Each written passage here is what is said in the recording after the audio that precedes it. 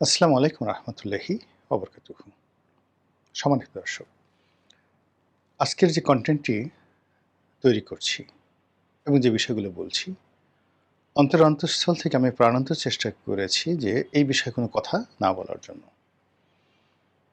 কিন্তু বিষয়টি এতটা ওপেন সিক্রেট হয়ে গেছে এবং দেশের সকল পত্র-পত্রিকা এটা নিয়ে রিপোর্ট করেছে। বাংলাদেশ পুলিশ রেড অ্যালার্ট জারি করেছে। কাজেই নাগরিক হিসেবে এই বিষয়ে এখন কথা না বলে কোনো উপায় নেই। অথচ বিষয়টি এতটা সেনসিটিভ এবং আমাদের দেশের স্বাধীনতা, সার্বভৌমত্ব, দেশের অর্থনীতি এবং এই মুহূর্তে সরকারের যে বিপদ-আপদ, বালা-মুসিবত রয়েছে, এগুলোর উপর রীতিমতো একটি গজব। আমরা যদি সচেতন না হই এবং সরকার যদি কঠোর না হয়, তাহলে এই যে এখন একটা দুর্বল সরকার, এখন একটি গান্ধীবাদী সরকার, এখন বলতে গেলে কেউ বলছে যে এটা প্রো আমেরিকান একটি সরকার। আমেরিকান ডিপ স্টেটের একটা এক্সটেন্ডেড ভার্সন। ডক্টর মোহাম্মদ ইউনূসের একটা এক্সটেন্ডেড ভার্সন সরকার। যেখানে ইউনূস জমানার মতো সবকিছু চলছে, মব চলছে, দুর্নীতি চলছে, অনিয়ম চলছে, সরকারের কোনো একটা জায়গাতে কর্তৃত্ব প্রতিষ্ঠিত হয়েছে। এখন পর্যন্ত আমরা সেই বিষয়গুলো গত ২ মাসে দেখতে পাইনি। ঠিক এই অবস্থাতে বাংলাদেশে ভয়ঙ্কর জঙ্গি হামলা হতে পারে এবং যে সকল খুব গুরুত্বপূর্ণ স্থাপনা রয়েছে, জাতীয় সংসদের মতো গুরুত্বপূর্ণ স্থাপনা, এই সমস্ত এলাকাতে জঙ্গিরা হামলা চালাতে পারে। এই ব্যাপারে পুলিশ রেড অ্যালার্ট জারি করেছে যা বাংলাদেশে ইতিপূর্বে কক্ষনো হয়নি। আমাদের দেশে বহুবার জঙ্গি হামলার ঘটনা ঘটেছে এবং এটা নিয়ে সাবেক সরকার মানে শেখ হাসিনার সরকার যেভাবে তৎপর ছিল জঙ্গি দমনে, আবার একইভাবে এই জঙ্গি নিয়ে বহু নাটক করেছে। অনেক নিরপরাধ মানুষকে জঙ্গি তকমা দিয়ে তারা গ্রেপ্তার করেছে এবং জামাত সহ অন্যান্য ইসলামী সংগঠন নিরপরাধ লোকদেরকে কেবলই মাত্র রাজনৈতিক কারণে জঙ্গি তকমা দিয়ে জুলুম নির্যাতন করেছে। এটা যেমন সত্য, তার সঙ্গে সঙ্গে সেই সরকারের সফলতা ছিল যে তারা একেবারে গোয়েন্দা তথ্যের ভিত্তিতে সত্যিকার অর্থে বহু সংখ্যক জঙ্গিকে তারা গ্রেপ্তার করেছিল এবং শেখ হাসিনার জমানায় মোটামুটি জঙ্গি তৎপরতা অনেকটা নিয়ন্ত্রিত ছিল, কিন্তু জেলখানাগুলো জঙ্গিতে ভরপুর ছিল। শেখ হাসিনার পতনের পর যেভাবে জেলের দরজা খুলে যায়, সব মানুষ যেভাবে জেল থেকে বের হয়ে আসে, তার মধ্যে জঙ্গিরাও বের হয়ে আসে। আর যারা বের হয়ে এসছে তারা এই বর্তমান জমানাটিকে এবং ডক্টর মোহাম্মদ ইউনূসের জমানাটিকে একটি যাকে বলা হয় উর্বর, জঙ্গিবাদের একটা উর্বর ভূমি এবং এটি একটি বসন্তকাল হিসেবে তারা গ্রহণ করেছে। এই বিষয় নিয়ে ইন ডিটেইলস বলব। তার আগে জঙ্গিবাদের ইতিহাস সম্পর্কে আপনাদেরকে একটু বলি।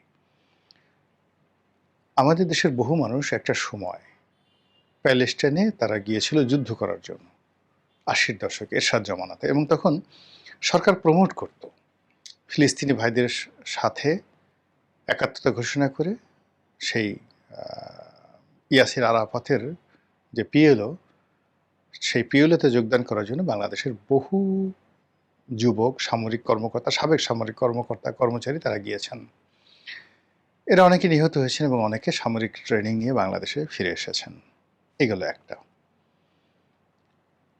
আরেকটি গ্রুপ হলো আমাদের বাংলাদেশের একটা বিরাট সংখ্যক লোক আফগানিস্তানে যুদ্ধ করতে গিয়েছে। তারা রাশিয়ার বিরুদ্ধে যুদ্ধ করেছে। তারপরে তারা আমেরিকার বিরুদ্ধে যুদ্ধ করেছে।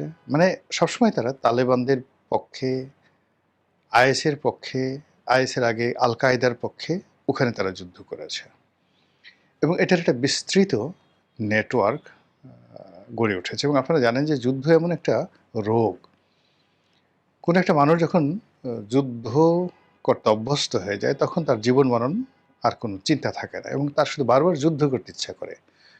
কসাই যেভাবে মানুষ কাটে, সেইভাবে যারা সন্ত্রাসী, যারা যুদ্ধবাজ, যারা মানুষ হত্যাকারী, তাদের কাছে এই কাজগুলো অনেকটা ভাত মাছের মতো মনে হয়। এই যে র্যাবের যারা গুলি করত, ক্রসফায়ার দিত, কিংবা ধরুন পুলিশের যে সকল লোক, ওই যে ওসি প্রদীপ কয়েকশো খুন করেছে, এরা এরকম একটা বিকৃত মন মানসিকতার মধ্যে পৌঁছে গিয়েছিল যে খুব কাছের থেকে তারা গুলি করত এবং গুলি করার পর রক্ত ছিটকে এসে গরম রক্ত তাদের শরীরে লাগতো, এটা তাদের খুব ভালো লাগতো। এরপর যখন কাউকে গুলি করা হবে, সে যখন অসহায়ভাবে কাঁদতো, প্রাণ ভিক্ষা চাইতো, তার এই অসহায়ত্ব এবং তার যে আর্তচিৎকার, এটা তাদের খুব ভালো লাগতো। যখন কেউ প্রাণভয়ে দৌড়াতো, পালাও, সিনেমা নাটকের মতো সে পালাতে থাকতো আর পিছন দিক থেকে গুলি করতো এবং অট্ট হাসিতে এই সমস্ত খুনিরা, যাকে বলা হয়, ফেটে পড়তো। যুদ্ধের ময়দানে এরকম একটা মানসিক বিকৃতি ঘটে সৈনিকদের।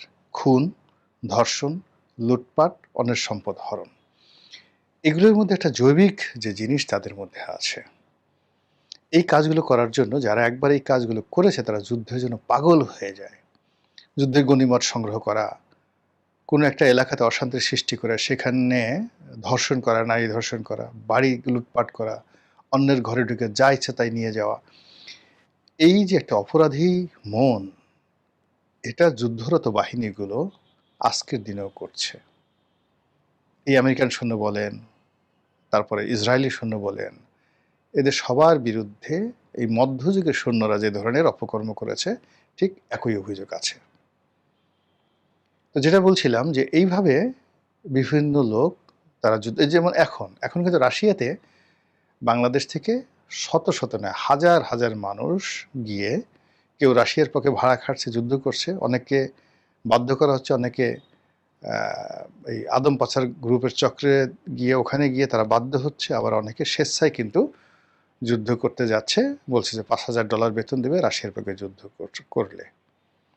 বাংলাদেশকে যাচ্ছে এবং বিশ্বের বিভিন্ন জায়গাতে, ইউরোপে যারা ঢোকার জন্য বিভিন্ন ক্যাম্পে আছে, হাজার হাজার বাঙালি আছে, তাদেরকে এখানে টোপ ফেলে এই যুদ্ধ করতে নিয়ে যাওয়া হচ্ছে। এবং এই লোকগুলো যখন বাংলাদেশে ফেরত আসে এবং তাদের সঙ্গে যখন এরকম ধর্মযুক্ত হয়, আলটিমেটলি একটা, যাকে বলা বাফার, যাকে বলা হয় বাফার, যে জঙ্গি গ্রুপ, জঙ্গি সিন্ডিকেট, এটা গড়ে ওঠে এবং এটা বাংলাদেশে আছে, বিভিন্ন নামে আছে। আর যে কোনো জঙ্গিবাদকে যদি আপনি প্রমোট করতে হয় তাহলে একটা আদর্শ লাগে। ধর্মীয় যে মৌলবাদ, এটা হলো সবচেয়ে মানে সহজ একটা বিষয়। স্রষ্টার নামে, বেহেশতের নামে, একটা নীতি এবং আদর্শ প্রতিষ্ঠার নামে, মানে এই যাকে বলা হয় জঙ্গিবাদকে, উগ্রবাদকে যত সহজে মানে বিস্তার ঘটানো যায়, এটা অন্যভাবে সম্ভব নয়। ফার্স্ট হলো ধর্ম, সেকেন্ড হলো যে কোনো একটা আদর্শ, যে কোনো একটা বিশ্বাস, যেমন মাওবাদী, যেমন নকশালবাদী। তো এরা ওই যেমন তামিল টাইগার, তো এরকম আছে, তারা একটা আদর্শ মেনটেন করে, তার সঙ্গে সঙ্গে যত আদর্শ সারা দুনিয়াতে, সেটা ইহুদিদের মধ্যে আছে, খ্রিস্টানদের মধ্যে আছে, হিন্দুদের মধ্যে আছে, মুসলমানদের মধ্যে আছে ধর্মীয় উগ্রবাদ।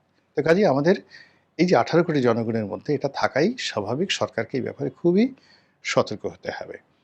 তো যেটা বলছিলাম যে বিএনপি জমানাতে, অর্থাৎ 2001 থেকে 2006 পর্যন্ত এই জঙ্গিবাদটা এমনভাবে বেড়ে গেল, সরকার আসলে তখন যারা ছিলেন এরা বেশিরভাগই তখন লুটপাটে ব্যস্ত ছিলেন, এটা বিরাট অংশ।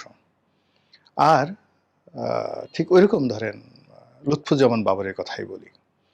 এখন লুৎফুজ্জামান বাবর কি করে তার যে লেখাপড়া, হাউ ইট ইজ পসিবল যে তার মতো একটা লোক সন্ত্রাসবাদ সম্পর্কে 10 মিনিট বলতে পারবে, বা এই টোটাল জিনিসটা যে হাউ, মানে টেরোরিজম অ্যাক্ট এবং টেরোরিজমের সঙ্গে ক্রিমিনোলজির কী সম্পর্ক, ক্রিমিনোলজির সঙ্গে ম্যাকিয়াভেলির কী সম্পর্ক, এই জিনিস এখনও লুৎফুর রহমান, মানে লুৎফুজ্জামান বাবর বলতে পারবেন না, টিল নাও এখনও বলতে পারবেন না, 2 মিনিট বলতে পারবেন না, জানেনই না। অথচ এমন একটা মন্ত্রণালয় তিনি চালিয়েছেন। ফলে তিনি উই আর লুকিং ফর শত্রুস, তারেক রহমান সাহেবকে খুশি করা, হাওয়া ভবনকে খুশি করা, এর মধ্যে তার ওই সীমাবদ্ধ ছিল কর্মকাণ্ড। ফলে কি হলো, সারা বাংলাদেশে এই বাংলা ভাই, তারপরে শেষে অন্যান্য যে সকল লোকজন, তারা যে রাজত্ব গড়ে তুলল, এর ফলে সারাটা দেশ একসঙ্গে সেই জঙ্গি হামলা হলো। এবং সেই যে জঙ্গিবাদ, সেই জঙ্গিবাদটা পাইকারি হারে এখন বেড়ে গেছে। এবং এই জঙ্গিগুলোর সাথে তালেবানদের সম্পর্ক আছে, মানে আফগানিস্তানের এই জঙ্গিবাদের সঙ্গে মিডল ইস্টের যে আইএস, এখন ওখানে আইএস নাই, কিন্তু বাংলাদেশে আইএসের অস্তিত্ব রয়েছে। এদের সঙ্গে ভারতের অনেক জঙ্গি গ্রুপের রিলেশন আছে। এদের সঙ্গে পাকিস্তানের অনেক জঙ্গি গ্রুপের রিলেশন আছে। কিন্তু রিসেন্টলি যে সমস্যাটা হয়ে গেছে সেটা হলো পাকিস্তানে যে অনেকগুলো জঙ্গি গ্রুপ আছে, যেমন ওয়াজিরিস্তান আছে, সিন্ধুতে আছে, তারপরে শেষে বালুচে আছে। তো একেকটা জঙ্গি গ্রুপ একেক রকম তাদের লক্ষ্য উদ্দেশ্য নিয়ে তারা সেখানে কাজ করে। কিন্তু এর মধ্যে সবচেয়ে যেটা হলো তেহরিকে তালেবান পাকিস্তান টিটিপি। তো তেহরিকে তালেবান পাকিস্তান এটা হলো তারা ওয়াজিরিস্তান নামক যে জায়গাটি আছে বা তাদের প্রদেশ আছে আফগানিস্তান লাগোয়া, এই এলাকাতে তারা আফগানিস্তানের মতো তালেবানের মতো একটা শাসন তারা প্রতিষ্ঠা করতে চায় এবং এই কাজে আফগানিস্তানের তালেবান শাসক যারা আছে তারা পুরো অস্ত্র দিয়ে লজিস্টিক সাপোর্ট দিয়ে তাদেরকে করছে এবং এই ঘটনা নিয়ে আফগানিস্তানের সাথে বেশ কয়েকবার কিন্তু পাকিস্তানের যুদ্ধ হয়েছে, এমনকি বিমান হামলা পর্যন্ত করেছে এই টিটিপি নিয়ে। পাকিস্তান গোয়েন্দা সংস্থা জানিয়েছে যে পাকিস্তানে সাম্প্রতিক সময় তারা যে কমব্যাট অপারেশন চালিয়েছে টিটিপির বিরুদ্ধে, সেখানে কয়েকশো বাঙালি বা বাংলাদেশি ধরা পড়েছে যারা ওই টিটিপির হয়ে যুদ্ধ করছে পাকিস্তান আর্মির বিরুদ্ধে। এই গেল এক। রিসেন্টলি যে ঘটনা সেটা হলো যে বাংলাদেশে ভিতরে আমাদের এই দেশে এই টিটিপির তৎপরতা চলছে এবং বিভিন্ন বাহিনীতে এই টিটিপির যারা সদস্য তারা নানা রকম ভয়ঙ্কর তৎপরতা চালাচ্ছে। এটা পাকিস্তানের গোয়েন্দা সংস্থা বাংলাদেশকে সরকারকে জানিয়েছে এবং তার প্রেক্ষিতে বিভিন্ন বাহিনীগুলোতে সব খবর তো আমরা রাখি না, বলাও সম্ভব না, আর বলা উচিতও নয়। ব্যাপক রকম উত্তেজনা চলছে এই বিষয়টা নিয়ে এবং ইতিমধ্যে যে খবরগুলো আসছে যে এখানে বেশ কয়েকটি বাহিনীতে শনাক্ত করা হয়েছে, অনেকে নজরদারিতে রাখা হয়েছে, অনেকে বিচার করা হয়েছে, অনেকে গ্রেপ্তার করা হয়েছে। আর যদি কোনো একটা বাহিনীর মধ্যে বা সরকারি অফিসের মধ্যে বা আদালতে এই জিনিসগুলো থাকে, তার বাইরে সিভিল সোসাইটিতে যারা আছে তারা তো বসে থাকবে না, তারা প্রতিশোধ নেবে যে আমাদের লোককে কেন ধরেছ। এবং এটাই স্বাভাবিক। আপনি ধরেন একটা সময় সেই পিএলও লোক তারা প্লেন হাইজ্যাক করে ফেললো। তো যখন টিটিপির একজন লোক ধরেন কোনো একটা থানার কর্মকর্তা আছেন বা কোনো একটা টিএনও আছেন বা ধরুন আর্মিতে আছে বা বিমান বাহিনীতে আছে, এখন তাদেরকে যখন সরকার শনাক্ত করে ফেলছে, ধরে ফেলছে, তো ওই ক্ষেত্রে সরকারকে চাপে ফেলার জন্য, রাষ্ট্রকে চাপে ফেলার জন্য বাইরে এই যে জনারণ্যে যারা আছে তারা কি করবে, তারা সেই তৎপরতা চালাবে। সেই তৎপরতা ভয়ঙ্কর তৎপরতা, এবং সেটা কত ভয়ঙ্কর হতে পারে আপনারা জানেন যে ওই যে মুম্বাই হামলা হয়েছিল, জঘন্য। তারপরে ওই যে হোটেল, যে সবচেয়ে ভালো যে হোটেলটাতে ভারতের যে তারা আক্রমণ চালিয়েছিল, মানে খুবই নির্মম, নিষ্ঠুর। এটা মানে কল্পনাই করা যায় না তারা কি করতে পারে। পাকিস্তানকে তছনছ করে ছেড়ে দিয়েছে এই জঙ্গিবাদ। তা আমাদের দেশে যেহেতু এখন একটা দুর্বল অবস্থা চলছে এবং যখনই কোনো একটা বিদেশি শক্তির অবস্থা খুব বেশি হয় তখন এই ধরনের তৎপরতা বেশি চলে। তো এই কারণে পুলিশ এবং অন্যান্য যে বাহিনী তারা এখন রেড অ্যালার্ট জারি করেছে।